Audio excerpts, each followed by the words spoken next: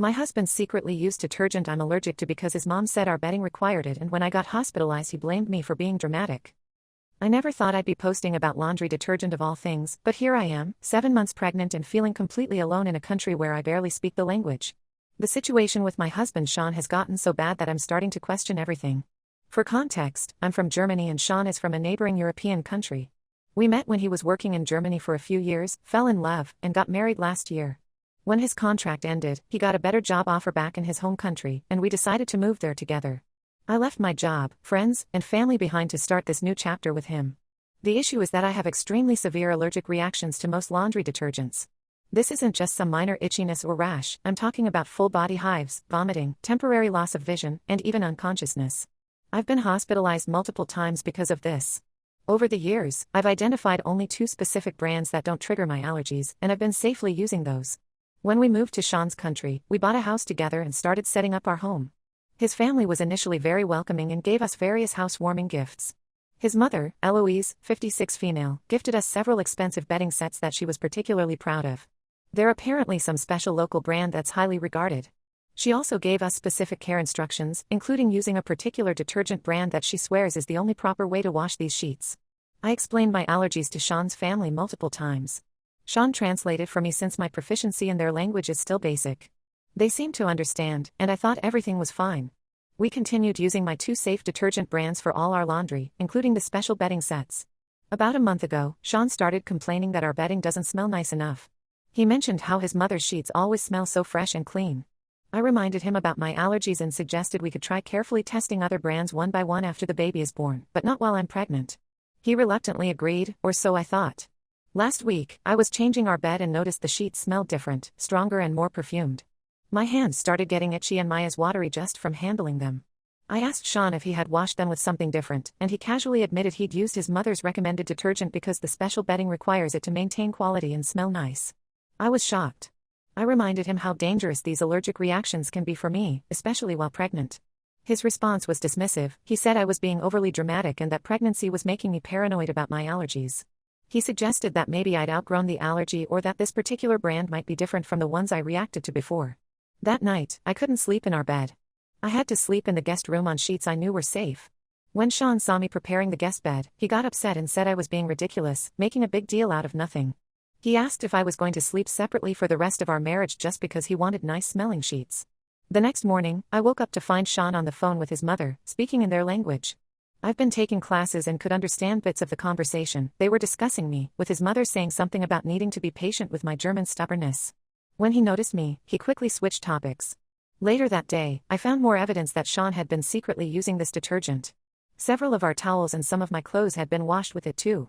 When I confronted him again, he got frustrated and said he was just trying to make our home nice and that his mother had assured him this was a gentle, natural brand that couldn't possibly cause reactions. I'm increasingly noticing that Sean consults his mother about everything, from what we should buy for the nursery to how we should prepare for the baby. He texts her constantly and often excludes me from these discussions because they happen in their native language. When I ask to be included, he summarizes things for me, but I suspect he's not telling me everything. The detergent situation is just one example of how Sean seems to be prioritizing his family's ways over my health and comfort. He's becoming more controlling about household decisions, dismissing my input about how to set up the nursery, and making comments about how we'll raise our child properly according to his culture's traditions. I'm feeling increasingly isolated here. I don't have any friends yet, my language skills are still developing, and the cultural differences sometimes feel overwhelming. Sean's family visits frequently, and these visits are becoming stressful as they speak rapidly in their language, occasionally looking at me while laughing. Sean claims they're not talking about me, but it doesn't feel that way. Yesterday, I discovered Sean had replaced all our laundry detergent with his mother's recommended brand. When I found the bottles of my safe detergent in the trash, I broke down crying. Sean walked in on me sorting through the trash can and got angry, saying I was acting crazy and that his mother had gone out of her way to buy us enough detergent to last months as a gift. I tried to calmly explain again how serious my allergies are, showing him medical documentation I've kept from previous hospitalizations. He barely looked at them and said that was in the past and things change, suggesting again that pregnancy might have changed my allergic responses. He added that I needed to adapt to life in his country and stop trying to control everything according to my German ways. I'm now seriously considering temporarily returning to Germany for the final weeks of my pregnancy. My parents have offered to come get me, but I'm torn about potentially damaging my marriage. At the same time, I'm scared about what could happen if I have a severe allergic reaction while heavily pregnant. Sean says I'm being selfish for even considering leaving and that it would be an insult to his family who are excited about the birth of their first grandchild. I've been quietly updating my will and emergency contacts, just in case. I've also reached out to a local expatriate group to find some support. A few German women in similar international marriages have been kind and offered to help me navigate this situation. I don't know what to do anymore. Am I overreacting about the detergent? Should I just try to tough it out until after the baby is born? Is this cultural difference something I should just accept, or is Sean being unreasonable about my health concerns? I feel so alone and confused. Update 1. It's been 3 weeks since my original post, and unfortunately, things have gotten significantly worse. I want to thank everyone who commented with advice and support. You helped me realize I wasn't being overly sensitive or dramatic. A week after my post, I had a serious allergic reaction that required hospitalization. Sean had apparently accidentally used the wrong detergent for our bath towels. I used one after showering and within minutes my skin was on fire, I was struggling to breathe, and my vision started blurring. Thankfully, our neighbor is a nurse who happened to be home when I ran outside in distress. She immediately recognized the severity of the situation and drove me to the emergency room. Sean was at work when this happened, and when the hospital called him, it took nearly 2 hours for him to arrive. During those terrifying hours, I was alone in a foreign hospital with doctors who barely spoke English trying to treat me. They had to give me several shots and put me on N4 to control the reaction. The doctors were concerned about the baby and kept me overnight for monitoring. While I was in the hospital, Sean left his phone in my room when he went to get coffee. A text notification from his mother popped up, and I couldn't help but see it. My heart dropped when I read it. They were discussing how my alleged allergies were probably psychosomatic and how I needed to adapt to their family's ways instead of demanding special treatment. There were several messages back and forth where Sean complained about how difficult I was being and how he was tired of dealing with my German rigidity. When Sean returned, I confronted him about the messages.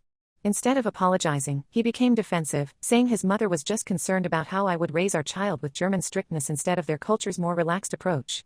He accused me of isolating him from his family and insisted his mother should have more input in our household decisions since she has experience raising children in this culture.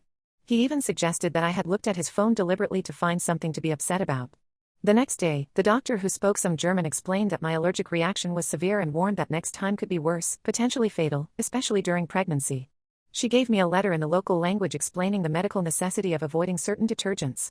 Sean barely glanced at it. After being discharged, I noticed a disturbing pattern of behavior from Sean.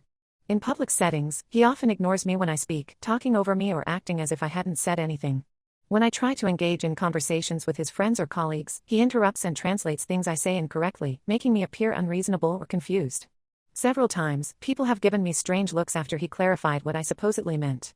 I've been trying hard to learn the local language, but Sean criticizes my accent constantly or tells me I'm saying embarrassing things without explaining what I supposedly said wrong. When I asked him to help me practice, he said he doesn't have time and that I should just speak English with him and German with our baby. Sean's family has become increasingly involved in our daily lives. 2 weeks ago, his mother arrived unannounced to help organize the nursery. I had spent weeks carefully preparing the room, washing and arranging baby clothes, setting up furniture, and making it perfect. While I was at a doctor's appointment, she completely rearranged everything, replaced some items with new purchases without asking, and even took down the decorations I had chosen. When I expressed discomfort about these changes, Sean accused me of being ungrateful for his mother's generosity and experience. He said I was hormonal and unable to see how much his family was doing to help us. His mother stayed for dinner and spent the entire time talking with Sean in their language while occasionally glancing at me with what felt like pity. I've started secretly recording conversations as documentation, which I know might seem extreme, but I'm increasingly concerned about what's happening. I've also contacted my family in Germany about potentially coming home temporarily before the birth. My mother is extremely worried and wants me to return immediately, but my father suggests trying to work things out first through clear communication. One positive development is that I found a German-speaking therapist in the area who has experience with expatriate issues. After just 2 sessions, she's helped me recognize the controlling patterns in my relationship and suggested resources specifically for expatriate mothers in difficult situations. She's also put me in touch with a family law specialist who understands international custody issues, just in case I need that information in the future. When Sean discovered I'd been speaking with a therapist, he was upset that I hadn't told him. He insisted on coming to my next appointment, saying it would be good for us to work on our communication together. During that session, he was charming and reasonable, expressing concern about my well-being and promising to be more understanding about my allergies. The therapist seemed impressed with his willingness to engage. However, as soon as we got home, he became cold again, telling me I had embarrassed him by exaggerating our minor disagreements to a stranger. He's now monitoring my phone calls more closely and questioning who I'm speaking with and why. Yesterday, I discovered he's been going through my belongings. My passport, which I usually keep in my desk drawer, had been moved. When I asked him about it, he claimed he was looking for some papers and moved it accidentally. I don't believe him anymore. I'm now 8 months pregnant, and the stress is taking a physical toll. My blood pressure has been elevated at recent appointments, and the doctor is concerned about preeclampsia. I've decided to go stay with a German friend who lives about an hour away for a few days to clear my head and consider my options. Sean is furious about this decision, saying I'm abandoning him when we should be preparing for our baby together. He's threatened to tell the doctor I'm having mental health issues if I leave. I don't know what the right decision is anymore, but I know I can't continue like this. My health and my baby's health have to come first. Update 2. It's been a month since my last update, and things have changed dramatically. I went into premature labor at 35 weeks, likely triggered by the ongoing stress.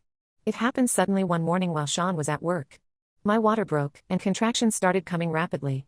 I called Sean immediately, but he didn't pick up.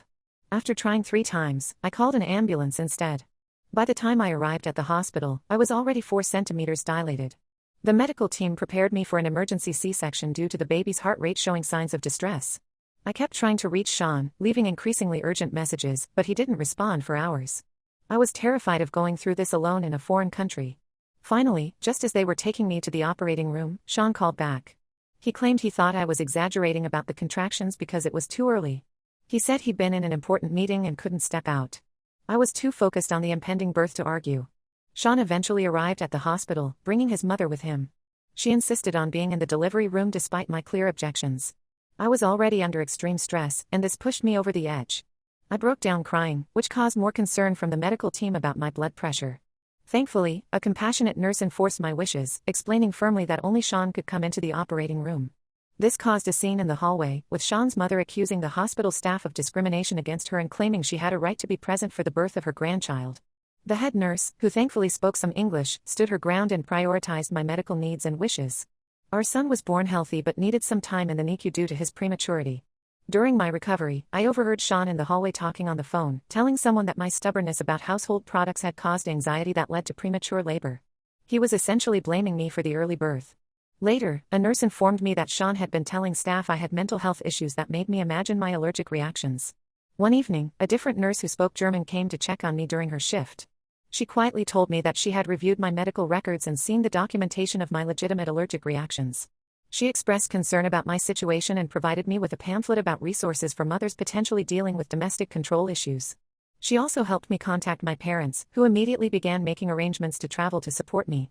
While I was still in the hospital, Sean's boss unexpectedly came to visit.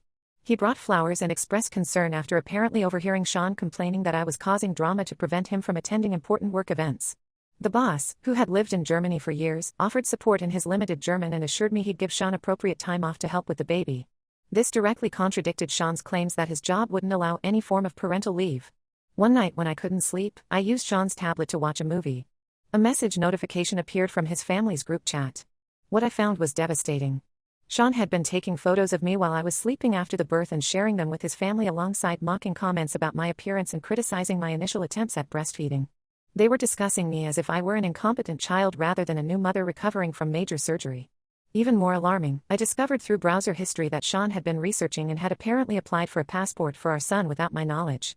Based on the messages, he was planning to take our baby to visit his extended family without me while I was still recovering from the C-section. With my parents on their way, I began quietly preparing for the possibility of returning to Germany. I contacted an international family law specialist from the list the nurse had given me and started documenting everything: the detergent incidents, the misleading translations, the passport application, the derogatory messages, everything. I also reached out to the expatriate community and discovered that Sean had a previous relationship with another foreign woman who had abruptly returned to her home country under unclear circumstances. The expatriate women have been incredibly supportive, with several sharing similar experiences of control and isolation. One even offered her home as a safe place for me and the baby if needed before my parents arrive. For now, I'm focusing on bonding with my son and recovering physically. Sean has been surprisingly distant since the birth, spending minimal time with our baby and complaining about the disruption to his sleep and routine. His mother visits daily, often trying to take over baby care while criticizing my methods. I've started asserting myself more firmly, especially regarding my son, which seems to surprise and annoy them both. My parents will be here in 2 days.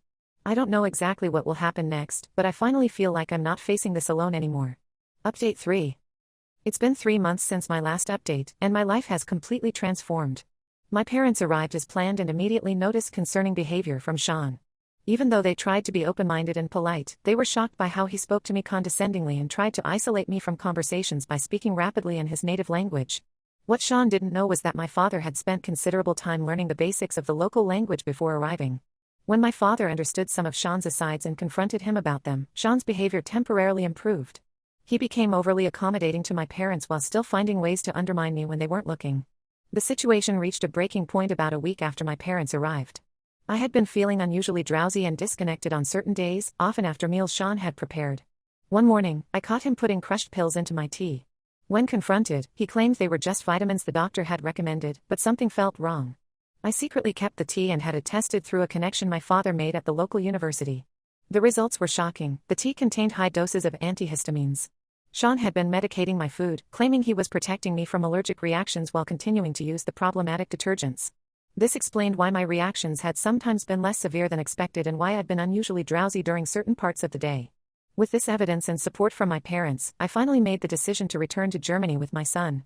When I told Sean, he initially reacted with anger, threatening legal action to prevent me from leaving with his child. He claimed I had no right to take a citizen of his country away from their homeland and family.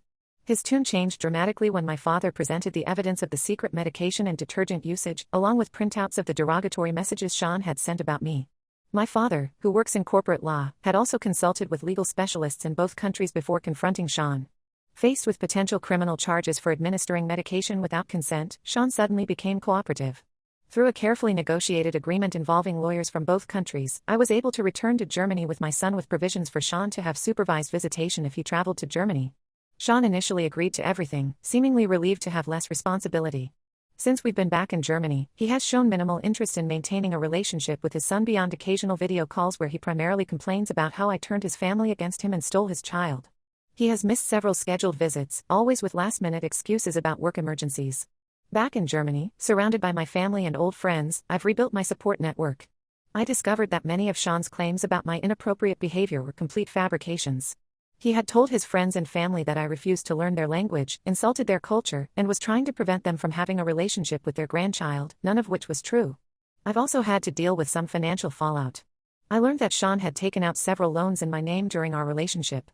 My lawyer is handling this situation, and we filed formal complaints with the relevant authorities in both countries. About 2 months after returning to Germany, I received a message from a woman claiming to be Sean's new girlfriend. She had found my contact information and reached out because she was seeing concerning patterns in his behavior that made her uncomfortable. I didn't share all the details of my experience, but I did direct her to resources on coercive control and wished her well. I'm focusing now on healing and creating a stable environment for my son. With my parents' support, I've been able to resume my career with flexible hours that allow me to be present for my baby. My son is thriving, growing quickly, and filling our days with joy despite the difficult circumstances of his early months.